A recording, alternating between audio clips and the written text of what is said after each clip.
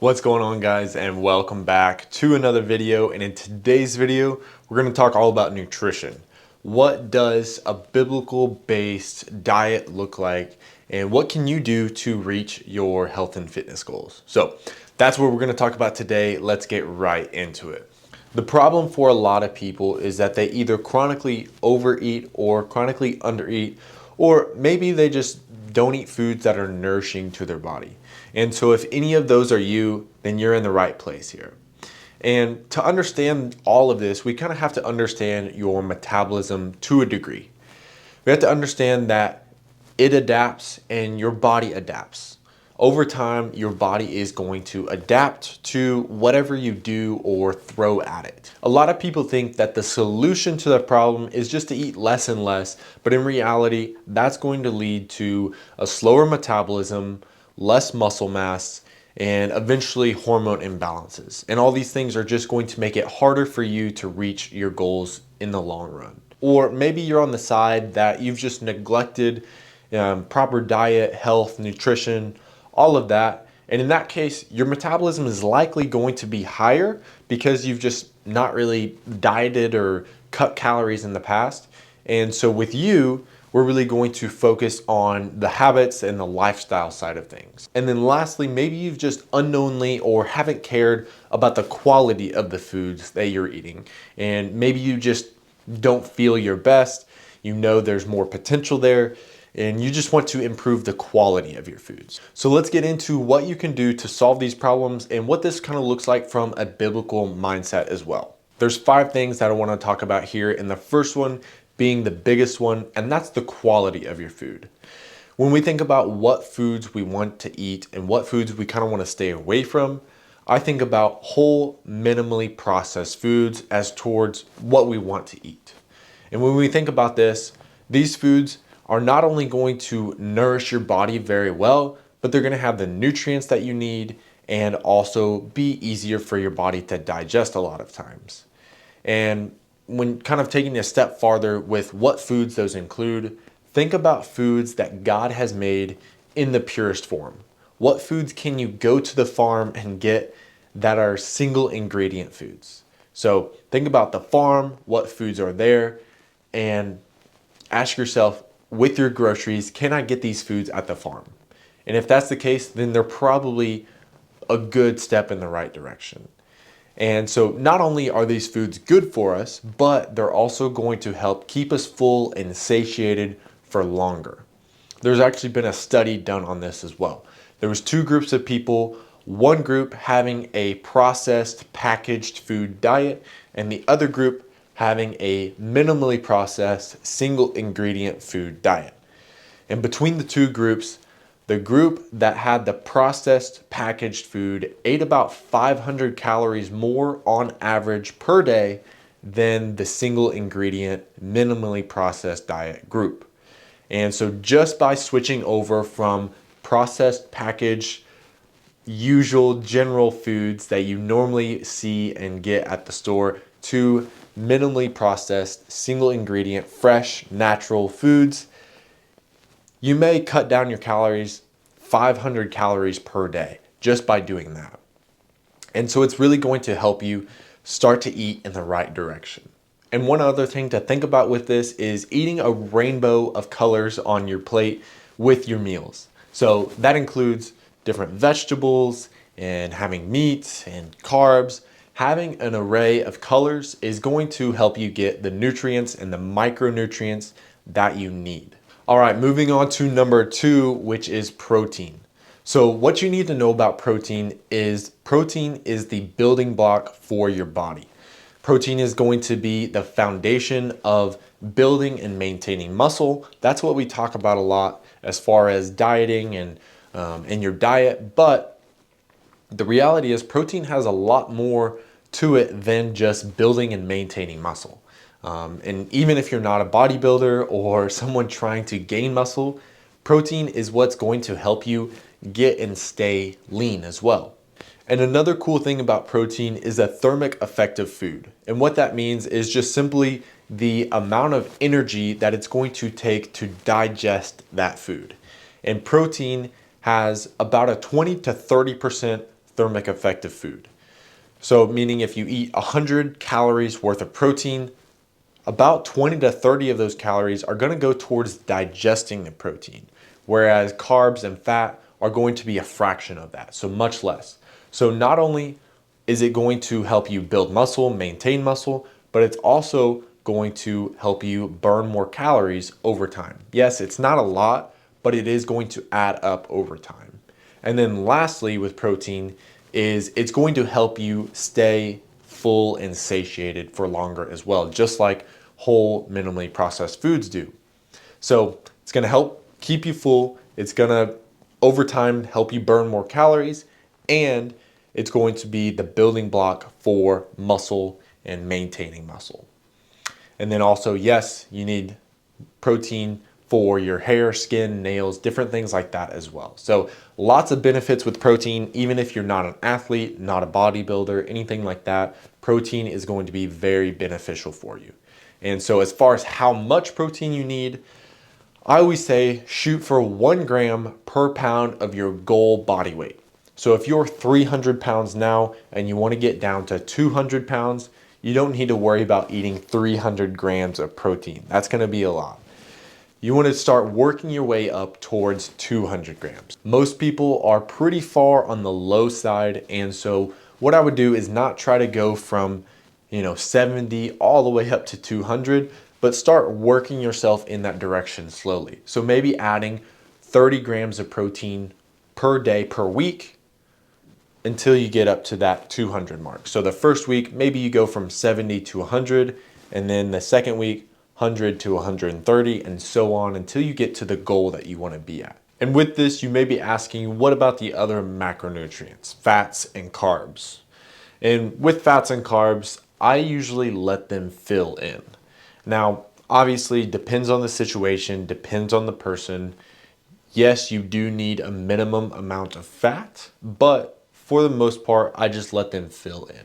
So meaning what I want you to do is get 1 gram of protein per pound of your goal body weight, and then let carbs and fats fill in the rest of your calories, however it kind of works out. Some people do better with higher fat and lower carb.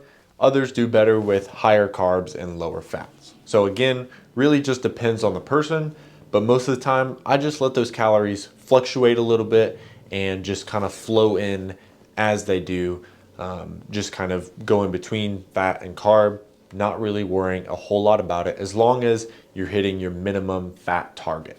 Moving right on to number 3, which is calories. Calories are going to determine how much you weigh. If you eat more calories than you burn, you're going to be in a calorie surplus, you're going to gain weight. If you eat less calories than you burn, you're going to be in a calorie deficit and you're going to lose weight. And with calories and your metabolism and all the things, there's a lot that goes into that. It's not just as simple as, hey, you're in a surplus or you're in a deficit. Yes, that's the simple science behind it, but your metabolism plays into that, hormone function, thyroid function, different things can play into that as well. And so we could spend all day talking about that, and the reality is that's going to be an individual situation, and so we don't really have time, or we can't really explain all of that just in this short video here. And so let's talk about in general what you want to do with calories and some general places that you can start. First, we have to know how many calories it takes to maintain your current weight. And I like to think about this in budgeting or money. And a good way that you can think about this is in terms of spending money and saving money. First, you have to know what you're doing right now. In order to save money, you have to know what you're spending. And the same thing is true with our calories. We have to know what we're burning and what we do on average, and then from there we can make adjustments to that in order to lose weight or to gain weight, and then in the money example, to save money. It's the same concept. With this, I think tracking your calories and your macros is a great tool and something that can be really useful, and we don't have to do this forever, but I think it's super helpful to have and to do every once in a while for sure. And so what we want to do is figure out our maintenance calories, that maintenance that we're eating to maintain our weight. And from there, once we get that number of, say, tracking for a week, taking that average on a daily basis, then we can take that daily average calories and we can add or subtract depending on what our goal is. So obviously, if you're trying to lose weight, we want to subtract from that number. If you're trying to gain weight, you want to add to that number. So what you can do is usually adding or subtracting somewhere between 5 and 20% of your calories from that average daily number. So taking your maintenance and then adding or subtracting 5 to 20%. And now another way that you can kind of estimate where your average maintenance calories are is by using a calorie calculator. And I'll put a link to one down in the description so that way you guys can plug your numbers in and get an estimate of where about you should be, and then that can kind of give you some ideas on where you need to start and where you need to go. And with adding or subtracting calories, you can also just say somewhere between 200 and 500 calories is what you want to add or subtract from that average, depending on if your goal is to gain weight or lose weight. Now, number 4, what should be on your plate? And we're not going to spend a whole lot of time on this one because we've already touched on this in previous points, but I want to touch on this a little bit more in terms of what you should be looking for with each meal. So most of the time on your meals, you should have a protein, a carb, and a vegetable. And yes, including fat in there, but a lot of times you're going to get fat through either your protein or your vegetable. And so a lot of times, if you just think about those things, carb, protein, vegetable, you're going to get a good nutrient base and a good base to start thinking about meals and keeping it simple. And lastly, number 5, which is planning and preparing. Without a good system, without a good plan and preparation, then the rest of the points that we've talked about today are not going to work. With a good plan, this is all going to come together and work out well. And so what I recommend is blocking off some time each week in your calendar to do some planning and preparing for your week and for your meals. What I like to do most weeks is on one of the weekend days, I like to grill for our dinner. And while I'm also grilling, I also put on our meats for lunches for the week. And so that's going to get my protein for all my lunches that week. I'm going to have them grilled, they're going to be done and ready to go. And then also while that's going on, I can pop some rice in the Instant Pot, and that's going to be going and then done by the time I need it. And then I've got my carb for the week. And then what I'll do is add some vegetables depending on the day, depending on what I want throughout the week. And so that varies. An easy way to do this is microwavable bags of the frozen vegetables. Pop them in the microwave, super easy. And then you've got vegetables. And then from there, I'll add in a sauce. Usually an avocado oil based ranch, and then maybe some salsa, maybe some hot sauce, depending on what I want. But that's just a super easy way to prep your lunches for the week. And that's what I do. That's what I enjoy. I understand if you want to get a little bit fancier than that, by all means you can, but that's a really easy, basic way that you can do meal prep for the week. You can also make a list of the 5 to 10 go-to meals that you like on a regular basis and that are going to help you reach your goals. From there, you can rotate through those, and most of the time I find that most people really don't vary from that maybe 10 meals on a regular basis. Most of the time people have the same like 10 meals every day, week after week, month after month. And so if you have those 10 locked in, then you should be on a good start and a good trajectory to reach your goals.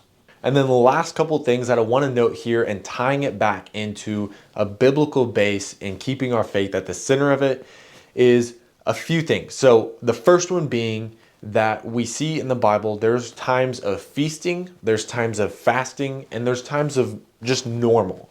And within those times, I think we can take that and apply that to our life as well.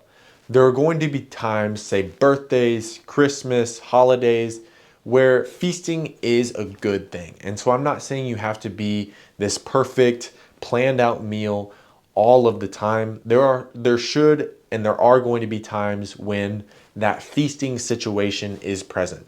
Now that doesn't mean that you need to be gluttonous and just stuff yourself with all all types of foods and just go crazy. That's not at all what I'm saying. But I think there is room to enjoy some meals and be able to enjoy maybe those not so nutritious things every once in a while. And then there should be times, I think, of fasting. And I think this is good for us physically, yes, but more importantly, spiritually. And so I think there's a good balance of that fasting time as well. And then again, most of the time you're going to be in that normal zone. And that normal zone should be pretty solid food, pretty locked in, and just normal, good, nourishing foods. A solid verse that we can keep in mind with all this is Colossians 3:17. And it says, "Whatever you do, whether in word or in deed, do it all in the name of the Lord Jesus, giving thanks to God the Father through him." And with this, I think we can just keep in mind giving glory to God in all that we do, whether it's our fitness and health, our nutrition and diet, whatever it is, doing it all for God, honoring him with everything that we are. And so I just want to leave you with that reminder today. Appreciate you guys watching. Be sure to subscribe, and we'll see you guys in the next video.